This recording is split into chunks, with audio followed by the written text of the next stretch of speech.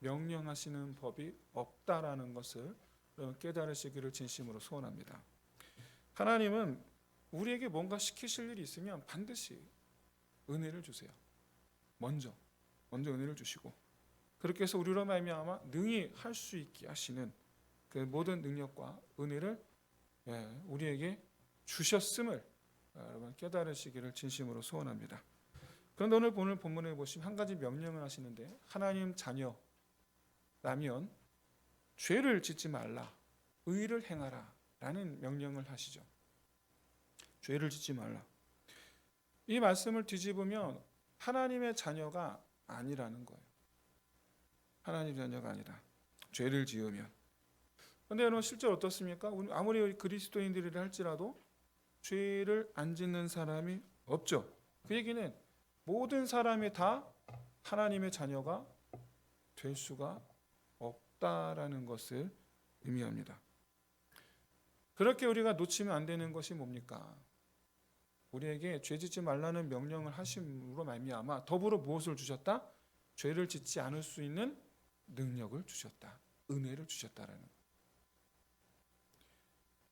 문제는 우리가 그 은혜를 사용하지 않는 거죠. 그 은혜에 기대지를 않는 거예요. 그렇게 해서 죄 짓지 말라는 이 명령을 어기며 살아가고 있다라는 거예요.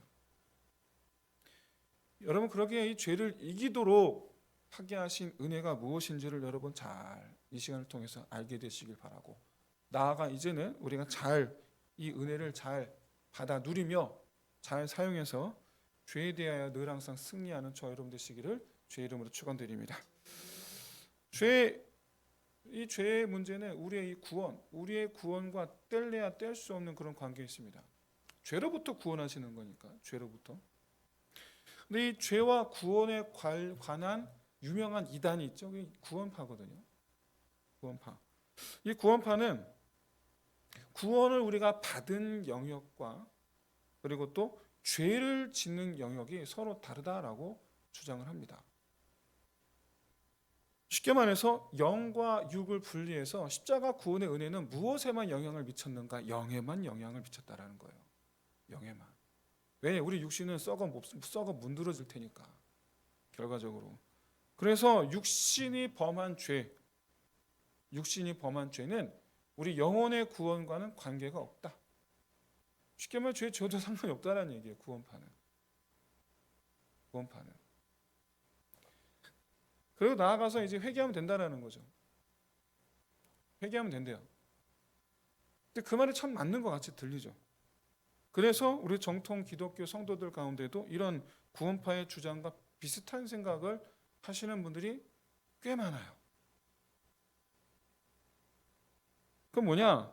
지금은 내가 예수님 믿는데 그래도 지금은 세상에서 즐기며 살다가 나중에 때가 되면 회개하고 돌아오면 되지 않겠느냐. 그래서 지금은 회개할 생각이 없는 거죠. 지금은. 이대로가 좋사오니죠. 이대로가 좋사오니. 결국 이 생각은 지금은 죄를 지어 나중에 회개하면 된다라는 거죠. 구원파는 똑같은 생각이죠. 정통 기독교를 다니는데 놀랍게도 구원파와 같은 생각을 갖고 있는 그 이유가 뭘까는 죄의 역할을 얕잡아 보기 때문이 아닐까라고 제 나름대로 생각을 해봤어요. 죄의 역할을 너무 얕잡아 보는 게 아닐까, 간과하는 게 아닐까. 여러분, 죄는요 사단의 도구입니다. 하나님으로부터 떼어놓기 위한 도구예요. 아주 강력한 도구예요. 죄를 짓는다라는 것은 결국 무슨 의미냐면 사단의 의도대로 하나님으로부터 우리가 떨어져 나가 사단에게 매여 있는 상태에 머물겠다라는 거예요. 그 얘기는. 여러분, 우리가 도대체 어떻게 해야지 그 사단이 그 이빨, 우리를 꽉 깨문 이빨, 그렇게 그 이빨에서 우리가 헤어나올 수 있습니까? 오직 특별한 예수 그리스도 십자가 보혈의 은혜뿐인 줄로 믿습니다. 오직 예수. 근데 말씀드렸다시피 이거는 그냥 말 그대로 특별한 은혜예요. 특별한 은혜. 무엇보다 현재 자기 스스로가 나는 성도야 라고 우리가 생각을 한다면, 나는 예수를 믿어 라고 생각을 한다면, 그 사람은 엄밀히 말해 이미 특별한 은혜를 받은 사람인 거죠. 본인 스스로가 자기 입으로 말했잖아요. 나는 예수 믿는 사람이야. 결국엔 특별한 은혜를 이미 받은 사람이라는 얘기인데, 또 주신다? 여러분, 성경 그 어디에도 그렇게 써있지 않습니다. 단번에 우리를 구원하신 줄로 믿습니다. 단번에.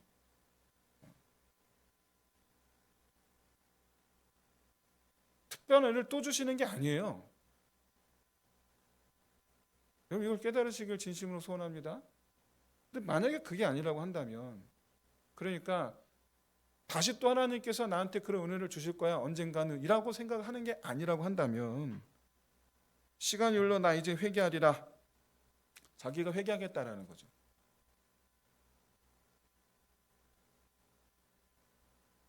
바라기는, 여러분, 우리가 정말 하나님 앞에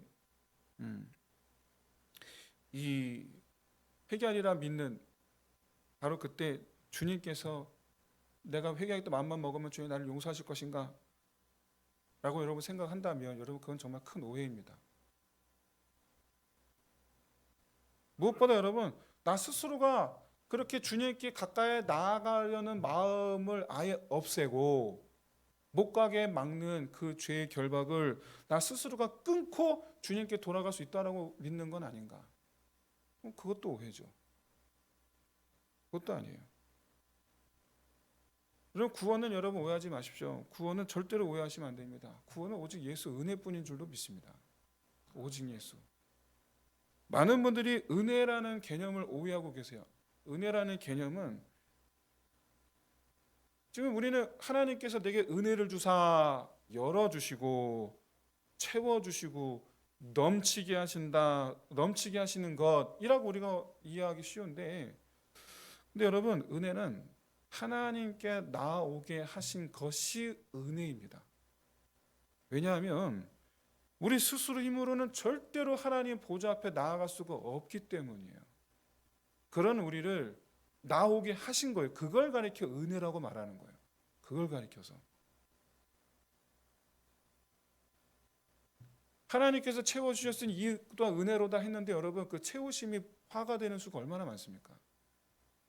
열어주심이 하나의 은혜로다 했는데 그 열어주셔서 사망에 이르는 경우가 얼마나 많습니까? 그건 은혜가 아니에요. 절대로 오해하지 마십시오. 열어주심, 채워주심, 이건 은혜가 아니에요. 정말 은혜는 하나님께로 우리를 불러주심이 은혜인 겁니다. 이게 은혜예요. 이 은혜를 붙잡으시기를, 꼭 붙잡으시기를 주의 이름으로 축원드립니다. 우리 이 본디 성도란 예수 그리스도 보혈의 피로 깨끗함을 받았기 때문에 하나님 보좌 앞에 나온 존재죠. 그런데 계속 죄짓고 살다가 언젠가 때게 되면 하나님 나를 다시 불러주시어서 내가 다시 의로운 사람이 되리라. 여러분, 교회에 나와서 예배를 드리고 또 이런저런 봉사도 하지만 정작 한 주 동안 세상 살면서 가정과 직장, 가정에서 맨날 허구한날 싸우고, 직장에 나가서 다른 직장 동료들과 허구한날 싸우고, 헤게모니 싸움이나 하고 있고, 심지어 속이고, 별의별 더러운 죄와 부끄러운 짓을 다 하고 살고 있다면, 여러분 그 자체가, 그 죄가 우리 믿음을 무너뜨리고, 교회 나와요, 봉사는 해요. 하지만 믿음의 성을 무너뜨리고 있다는 거예요. 믿음이 안 생겨요. 믿음이 없어지는 거예요. 그럼 믿음이 없어졌는데 회개하러 나옵니까? 절대로 안 나옵니다. 믿음이 없어졌는데. 회개하면 용서해 주시는 것 자체가 믿어지지가 않는데. 여러분, 그렇게 실제로 그렇게 하는 분들이 많아요. 그러면서 자기는 예수님 믿고 있다고 말을 해요. 그러면서. 근데 여러분, 오늘 본문을 보시면 사도 요한 뭐라 말합니까? 단호하게 말해요. 단호하게. 언제라도 회개하면 구원받는다라는, 이게 구원파 같은 생각이거든요. 언제라도 회개하면 구원받는다. 맞는 말 같은데 이게 틀린 말이에요, 여러분. 많은 교회들이 이걸 정확하게 가르치질 않는 것 같아요. 맞는 말 같은데 틀린 말이에요. 언제라도 회개하면 구원하신다. 이게 구원론적 이단 사상이거든요. 구원파적인. 4절을 보세요. 애시당초 죄를 행하는 자는 모두 다 무법을 행하는 것이라고 말씀하고 있어요. 애당초. 우리 성경으로는 불법이라고 번역했는데 이게 이제 헬라어로 아노미아라는 단어거든요. 근데 아노미아라는 단어는 법의 권위를 무시하는 걸 뜻해요. 법 자체를 법을 어기는 걸 넘어서서 그냥 법의 권위를 무시하는 거예요. 이게 아노미아예요. 이게 아노미아. 여러분 이 정확하게 그래서 번역하면 죄를 짓는 자마다 무법한 자이다. 무법한 자이다. 법을 무시하는 자이다. 근데 현실적인 문제는 그리스도인 죄를 짓고 있는 중이다. 라는 거죠. 그래서 이에 대해서 6절 말씀이 그 안에 거하는 자마다 범죄하지 아니하나니, 한 가지 조건을 말씀하시는데 그 안에 거하야만이 범죄하지 않는다라는 거예요.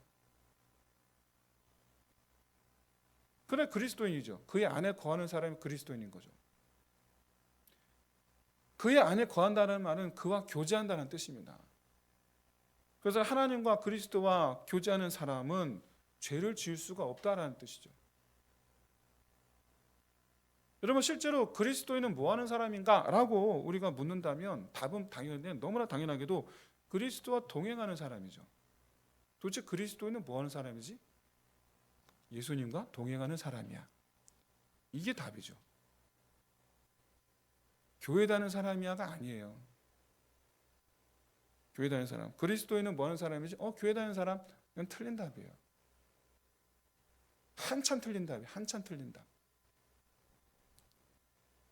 그리스도와 교제하는 사람이 그리스도인입니다. 예수님을 쫓아다니는 사람이 성도가 아니고 예수님이 어디를 가든지 함께하며 예수님이 하신 일을 함께하는 사람, 그게 그리스도인입니다. 그게. 그리스도의 음성을 듣고 그리스도의 뜻을 따라서 그리스도께서 가시는 곳에 함께 가는 사람. 주님께서 불구덩이를 들어가시면 나도 불구덩이를 가는 사람. 그게 그리스도입니다. 그게. 사랑하는 성도 여러분, 정말 바라기는 예수님의 세상에서 제일 친한 친구 삼으시기를 주의 이름으로 축원드립니다. 예수님과 친한 친구 되셔야 돼요. 정말 친한 친구. 친구 따라 강남 갈 수 있는 사람. 네.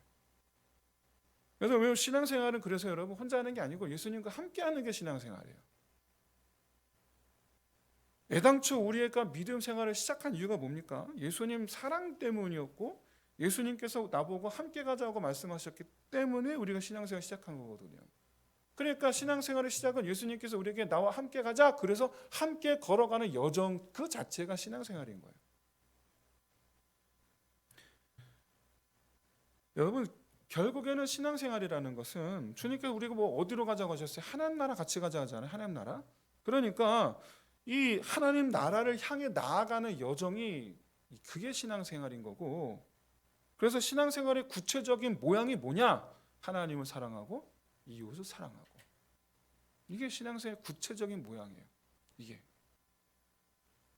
여기에 그 어떤 죄도 끼어들 여지가 없을 수밖에 없는 이유는 예수님 내 곁에 계시잖아요. 죄가 못 끼어들어.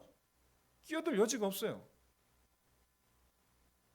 그리고 더 나아가 우리의 행함은 오직 하나님의 뜻을 행하는 것뿐이라. 하나님의 뜻이 뭐라고요? 하나님을 사랑하고 이웃을 사랑하는 것. 하나님 사랑하고 이웃 사랑하는 것.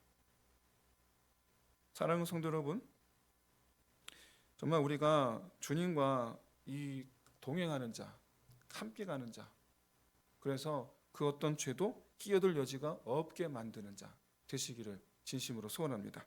이걸 이제 다른 각도에서 강조한 말씀이 이제 9절 말씀이죠. 하나님의 씨가 그의 속에 거하면 죄를 짓지 아니하나니.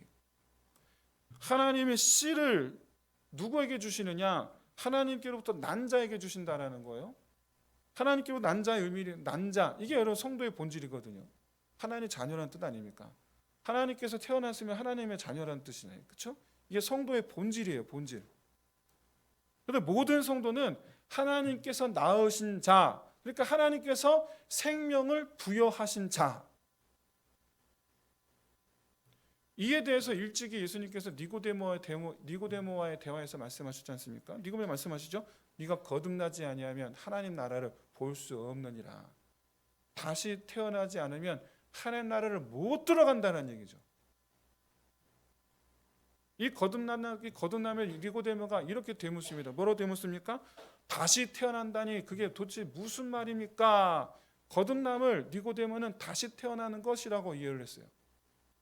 예수님께 덧붙여 말씀하시죠. 사람이 중생하지 아니하면, 중생이라고 말씀하시고, 거듭남, 다시 태어남, 중생 같은 말이죠. 결국은 다시 태어난다는 얘기예요. 다시 태어나야 돼. 왜? 우리가 원래 마귀 자식이거든요. 모든 사람이 다 마귀 자식이거든요. 사람의 눈으로 볼 때 선하고 악하고 구분이 아니에요. 본디 마귀의 자식이에요. 본디. 그런 우리를 하나님의 자녀로 삼아 주셨다. 하나님의 자녀로 다시 태어나게 하셨다. 근데 이때 니고데모가 묻죠. 어떻게 해야지 그런 일이 일어날 수 있습니까? 어떻게 해야지 하나님의 자녀로 다시 태어납니까? 라는 뜻이죠. 뭐라고 대답하십니까? 물과 성령으로. 물과 성령으로. 물의 의미는 이제 예수님이 보혈의 피죠. 씻음 받는 것. 죄를 씻고 마귀의 자식으로서 온 몸에 묻어있던 죄를 씻어버리고, 자, 씻은 다음에 어떻게 합니까? 어떻게 하시겠다고요? 성령을 주시겠다라는 거죠. 성령을. 이 성령이 오늘 본문 9절에서 말씀하는 하나님의 씨죠. 이 성령이. 그래서 이 하나님의 씨가 그 성령님이죠. 성령님이 죄를 짓지 말라라는 이 명령을 지킬 수 있도록 하나님께서 성도들에게 주신 힘이요 능력이요 은혜인 줄로 믿습니다. 오직 성령으로만 죄를 안 지을 수 있어요. 오직 성령으로만. 성령이 없는 사람은 역설적으로 다시 태어난 적이 없는 사람이에요. 씻음 받은 적이 없는 사람이에요. 반대로 성령이 있는 사람은 당연히 죄를 범하지 않는 사람입니다. 왜냐? 성령께서 우리가 죄를 짓도록 가만 놔두질 않으시죠. 여러분 참 놀랍게도요. 속여 빼앗는 자는요 기뻐합니다. 자기가 다른 사람을 속인 걸로 괴로워하는 게 아니라 기뻐해요. 그리고 거짓말하는 자, 자기가 거짓말함으로 말미암아 다른 사람들을 속인 거에 대해서 기뻐합니다. 성령이 없는 사람은 좋아해요. 기뻐해요. 회사에서 다른 사람들을 찍어 눌러 이긴 것을 기뻐합니다. 즐거워해요. 승리의 잔을 높이 들어요. 성령이 없는 사람은. 근데 성령이 있는 사람 어떻습니까? 나도 모르게 나온 그 거짓말에 양심이 찔려하고 마음 아파하고, 다른 사람에 대한 나도 모르게 나온 그런 상처 주는 말에 아차 하면서 또 괴로워하고, 어떤 사람은 그걸 되게 좋아하는데 어떤 사람은 그걸 되게 아파해요. 아파하는 저와 여러분 되시길 진심으로 소원합니다. 성령께서 깨닫게 해주시는 거잖아요. 성령께서 살아 역사하시는 사람 되시기를 주의 이름으로 축원드립니다. 여러분, 우리 하나님께서 우리를 죄 짓지 않게 하기 위해서 보내주신 분이 성령님이시다. 그래서 여러분, 하나님께로부터 난 자는 죄를 지어도 구원받는 사람이 아니라 죄를 짓지 않는 자리에 이르게 하신 사람이다. 이에 대해서 9절 말씀에 아주 의미심장한 표현 하나를 덧붙입니다. 아주 의미심장한 표현. 바로 이거죠. 그가 범죄하지 못하는 것은, 범죄하지 않는 것은이라고 하지 않았어요. 범죄하지 못하는 것은이라고 그랬어요. 그러니까 하나님의 씨 때문에 범죄하고 싶어도 못한다는 얘기예요. 찔리게 하고 아프게 하고 괴롭게 하고. 성령 하나님께서 계속 우리에게 말씀하시는 거죠. 계속 깨닫게 하시는 거죠. 성령 하나님께서 나를 정죄하시는 건 아니지만 깨닫게 하시는, 야, 그건 죄이지 않니? 내가 바라는 건, 내가 너한테 원하는 건 네가 그 죄의 자리에서 일어나는 거야. 계속 말씀하시는 거예요. 이건 결과적으로 우리의 노력으로는 결단코 죄를 짓지 않는 자리에 우리의 노력으로는 이룰 수가 없다라는 걸 의미해요. 오직 성령 하나님께서 우리를 죄짓지 않는 자리로 이르게 하실 줄로 믿습니다. 우리가 성령을 의지하지 않고는 범죄하지 않는 사람이 될 수 없다. 네, 맞아요. 우리가 성령을 의지하지 않아서 그래요. 성령 의지하지 않아서. 성령을 의지하는 사람이 범죄하지 않는 자리에 이르게 될 것이고, 성령을 의지하는 사람만이 하나님께로부터 난 자라는 것을 알게 되는 것입니다. 우리가 하나님께서 우리에게 주신 이 성령 하나님은 눈으로 보지는 않습니다. 바람 같아요. 임으로 부는 바람 같아요. 우리 성령 하나님은. 그러나 분명한 것은 우리의 심령에 말씀하시는 분이라는 거죠. 나아가 실질적으로 우리의 걸음을 인도하시는 분이라는 거죠. 더 나아가 놀랍게도 우리의 마음 성정까지도 바꾸시는 분이시라는 것을 믿으시길 진심으로 소원합니다. 아까 말씀드렸잖아요. 우리 예수 믿기 전에는요, 속여 넘어뜨리는 걸 기뻐했었어요. 우리는 그런 사람이었어요. 그런데 예수 믿고 났더니 속여 넘어뜨리는 것이 너무나 괴로운 거예요. 우리를 변화시키시는 하나님의 은혜가 충만하시기를 주의 이름으로 축원드립니다. 여러분, 이렇게 성령 하나님은 범죄하지 않게 하실 뿐만 아니라 이제는 좀 더 적극적으로 하나님의 뜻을 행하게 하시죠. 하나님의 뜻, 사랑하게 하신다는 뜻이에요. 하나님을 사랑하게 하고 형제를 사랑하게 하신다라는 거예요. 하나님을 존경하게 하고 하나님의 그 어미를 높여드리게 하고 하나님을 인정하고 하나님의 뜻에, 하나님의 입맛에 맞추어 내가 살게 하고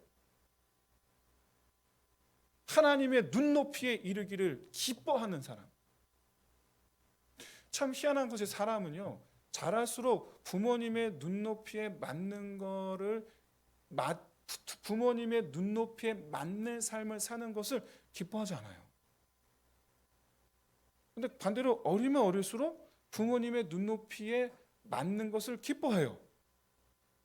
희한하죠? 왜요? 부모님의 도움이 필요하지 않으면 않을수록 부모님의 눈높이에 맞는 것을 좋아하지 않습니다. 우리는 나이를 먹을수록 내가 할 수 있는 게 많아져요. 그러면서 하나의 눈높이에 맞는 것을 안 좋아지게 돼요. 좋아하지를 않아요. 여러분, 깨달으시기 위해서 원합니다. 바라기는 주님 말씀하신 어린아이 같은 믿음을 주님 기뻐하시는 다른 게 아닙니다. 온전히 주님을 의지하기 때문에 기뻐하시는 거거든요. 역주행하시기를 주의 이름으로 축원드립니다.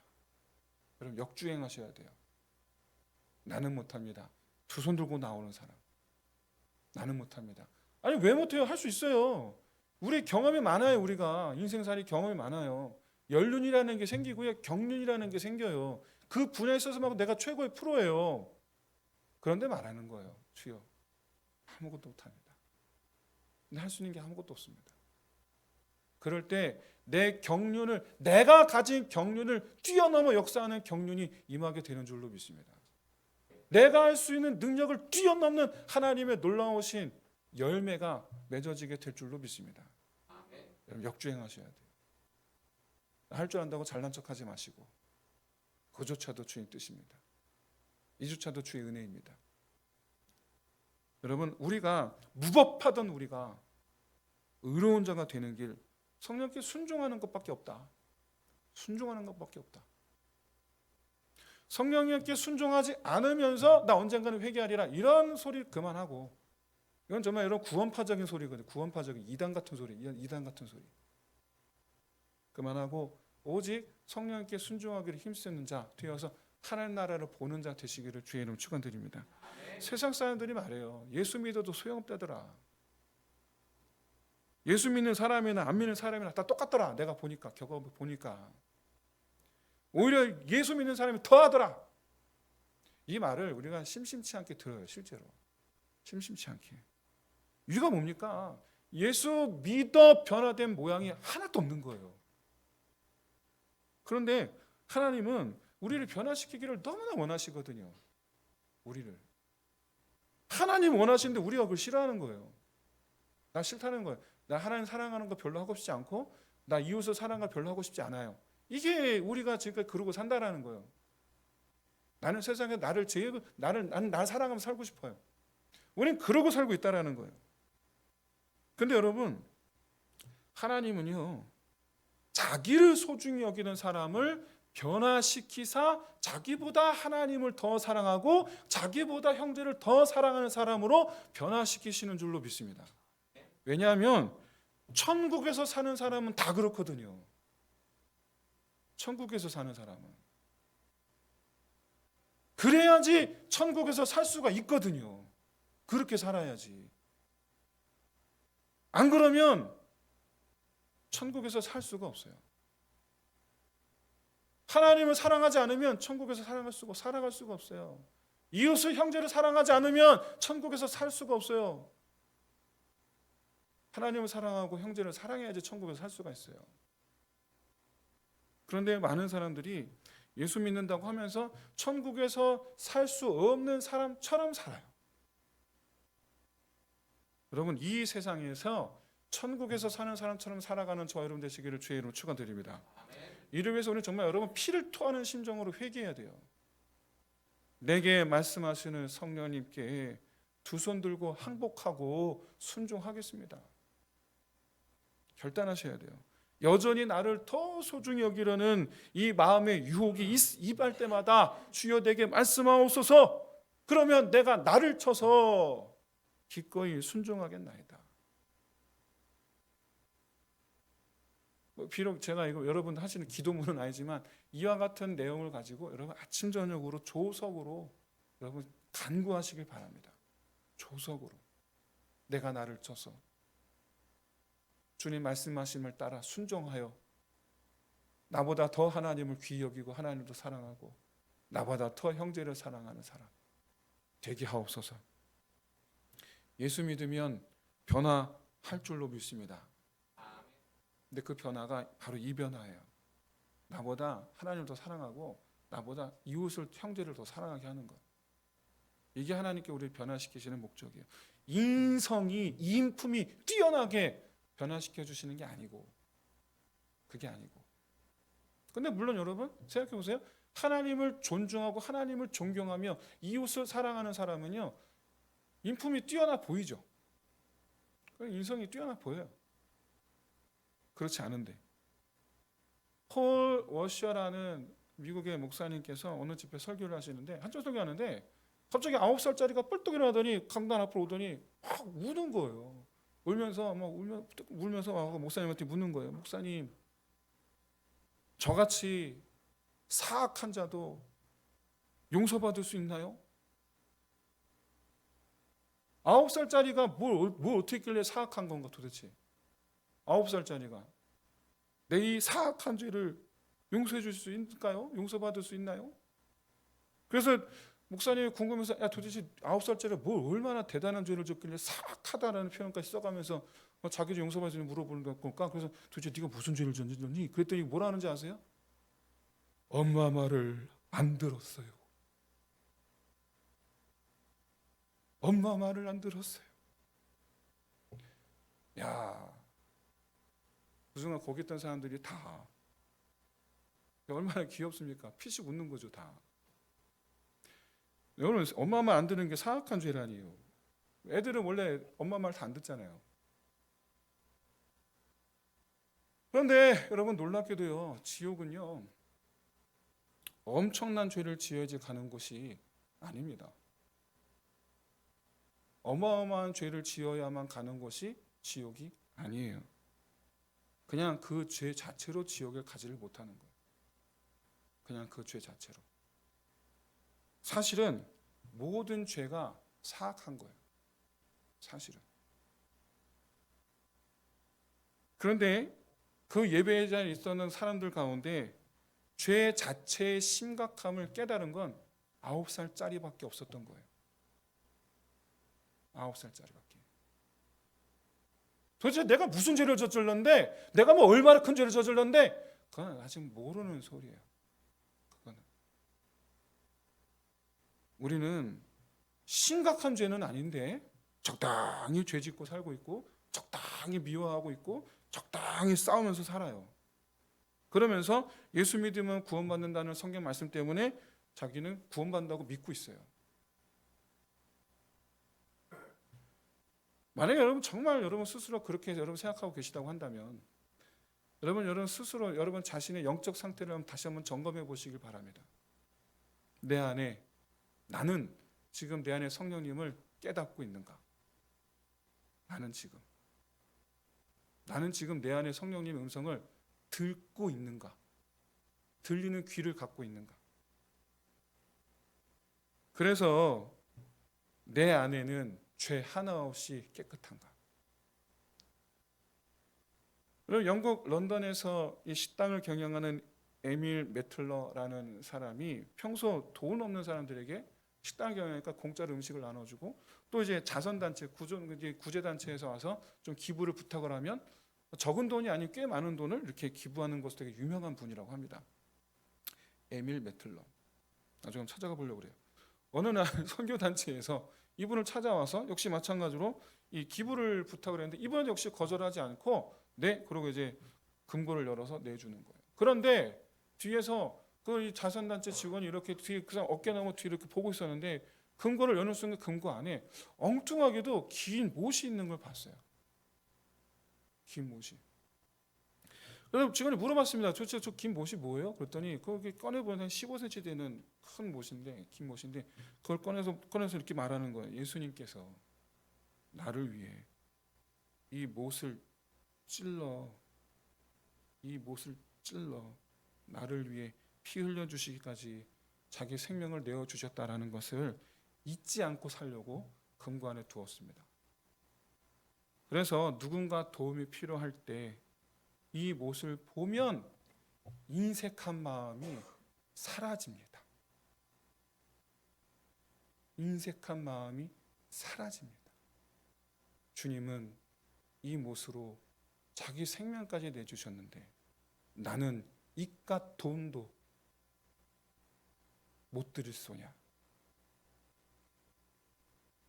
그래서 인색한 마음이 들다가도 이 못을 보면 싹 사라짐으로 주님 마음으로 돈을 꺼낼 수가 있었습니다.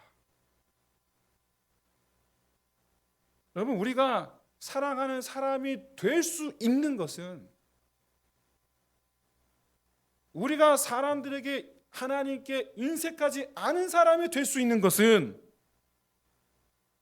우리가 우리에게 잘못한 사람을 용서할 수 있는 것은 오직 예수님께서 나를 위해 행하신 일 때문인 줄로 믿습니다. 지금 우리는 실제 삶 속에서는 종종 이 실망감을 감추지 못한 때가 참 많아요. 어떤 사람 보면서 참 실망감을 감추지 못해요. 사람이 어떻게 저럴 수가 있나. 근데 여러분, 오스왈드 챔버스가 쓴 여러분 너무나 유명한 책이죠. 주님은 나의 최고봉이라는 책이 있습니다. 되게 유명한 고전이에요. 고전인데 안 읽어보시면 꼭 읽어보시기 바랍니다. 이런 고백이 담겨 있어요.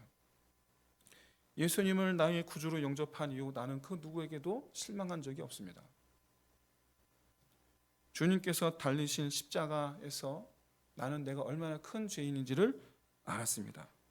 나는 그 누구도 비판할 자격이 없는 죄인입니다.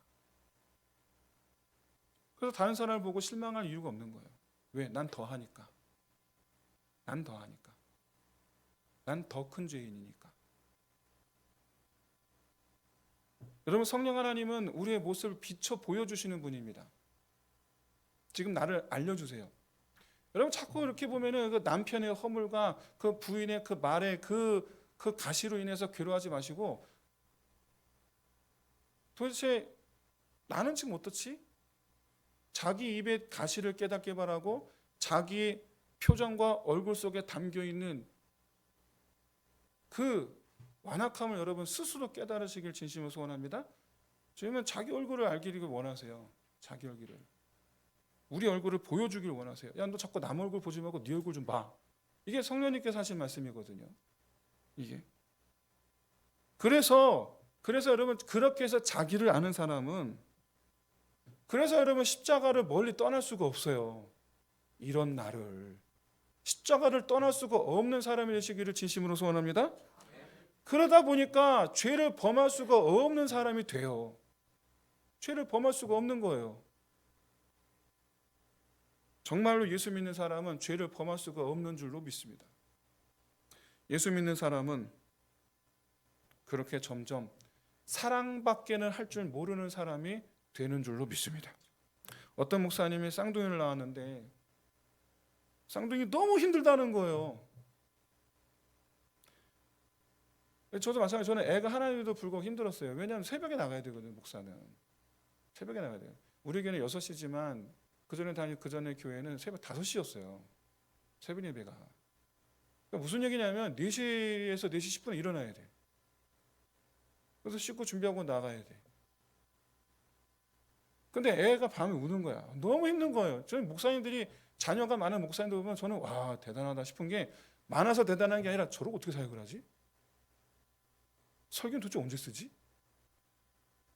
애가 와갖고 애가 어느 한 3, 4살 때니까 와서 치닥거립니다. 난 설교 써야 되는데. 와. 저는 이분의 마음이 이해가 돼요. 너무 힘들어 한탄하는 거예요. 근데 목사뿐만 아니라 아이를 길러보신 분 다 마찬가지 아닙니까? 특별히 엄마들은 더 하잖아요. 남편은 새벽에 나가서 밤늦게 들어오고 나 하나도 안 도와주고 얼마나 힘들어요. 근데 목사님의 이 얘기를 함께 들은 성도 가운데 한 남자 성도가 목사님 잠깐만 제 얘기 한번 들어보세요. 그러면서 얘기를 하는 거예요. 이분은 둘이 있었는데 갑자기 셋째가 생겼대요. 갑자기 예상하지 못한. 원하지 않은 아이예요. 그래서 이 아내가 셋째를 가졌다는 임신 소식에 사실 화가 났답니다. 화가. 이 셋째를 지금 둘을 키워보면서 알잖아요. 그동안 이 둘을 들어간 정성과 시간과 돈 알잖아요. 그럼 화가 나는 거예요. 아니나 다를까 태어났습니다. 예상대로 너무 힘들어. 잠도 못 자고. 심지어 아내는 나 직장에서 일하고 있는데 계속 전화 와. 그래서 막 자기한테 막 짜증내. 그럴 때마다 드는 생각이 이럴 거면 왜 셋째를 낳았지? 막 불만이 막 솟구쳐 올라오는 거예요. 막. 그러다 어느 날 밤에 아이가 막 차지러지게 우는 거예요.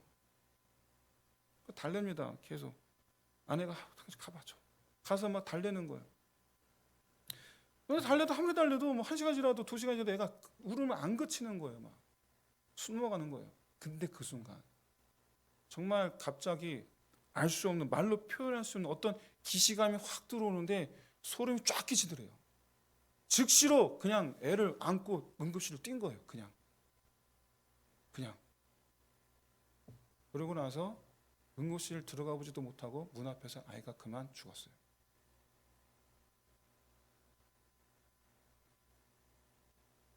태어나서 너무 짧은 인생을 살았는데 너무나 짧은 삶을 살았는데 이 아이는 어떤 아이냐면 태어나서 그 짧은 시간 아빠로부터 한 번도 사랑을 받아보지 못하고 간 거예요.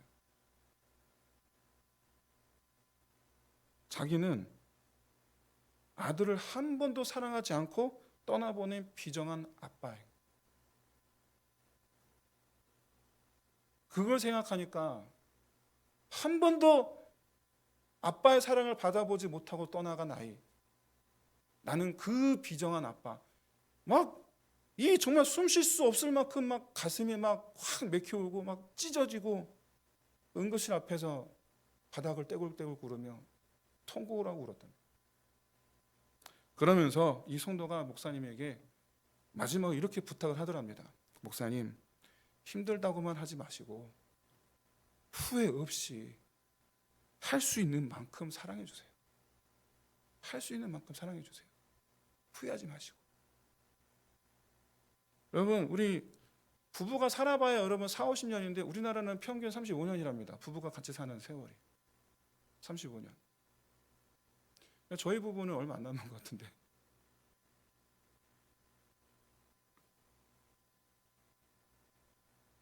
우리 어머니 아버지도 함께 사신 지 여러분 14년밖에 안 됐어요. 저도 제 아버지 사랑을 받아본 게 13년밖에 되질 않아요.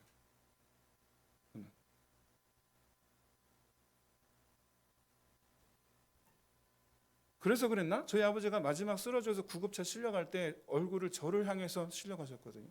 마지막 장면이. 그 장면이 떠올라요. 사랑하는 성도 여러분, 사랑하지 않는 죄를 범하지 말고 후회 없이 성령께서 말씀하신 바를 따라서 할 수 있는 만큼 사랑하시기를 진심으로 소원합니다. 가족처럼 특정한 대상뿐만 아니라 저희 여러분, 그냥 우리 존재 자체가, 우리 자신의 존재 자체가 예수 안에 있는 사람, 우리 존재 자체가 성령과 함께하는 사람, 그래서 후회 없이 할 수 있는 만큼 넘치게 사랑하는 저 여러분 되시기를 주의 이름으로 축원드립니다.